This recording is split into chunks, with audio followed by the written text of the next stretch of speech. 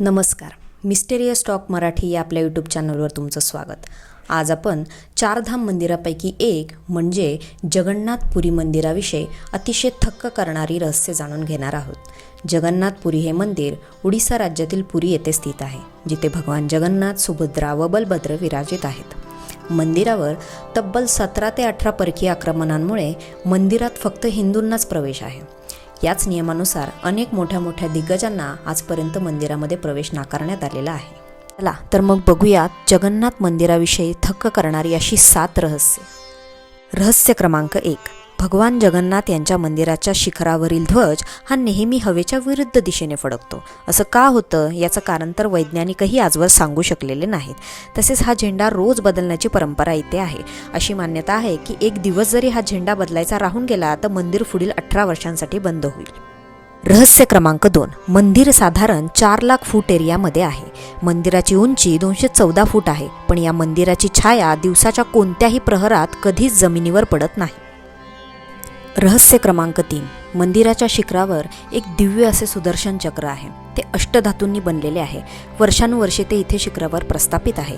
या अद्भुत चक्राला तुम्ही कोणत्याही दिशेने पाहिले तरी ते तुम्ही त्याला समोरून बघत आहात असेच दिसेल. रहस्य क्रमांक 4.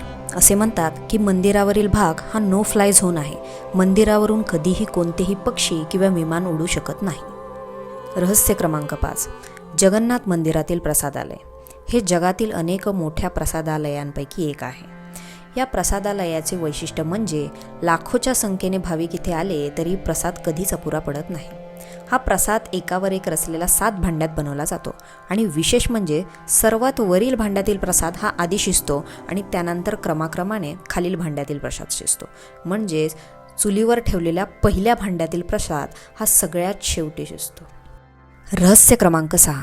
मंदिरातील मुख्यद्वारापर्यंत आपल्याला समुद्राचा आवाज येतो.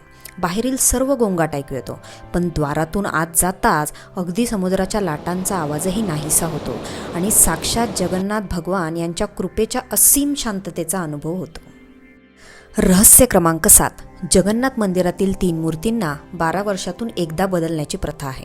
यावेळी संपूर्ण पुरी शहराची लाईट घालवली जाते.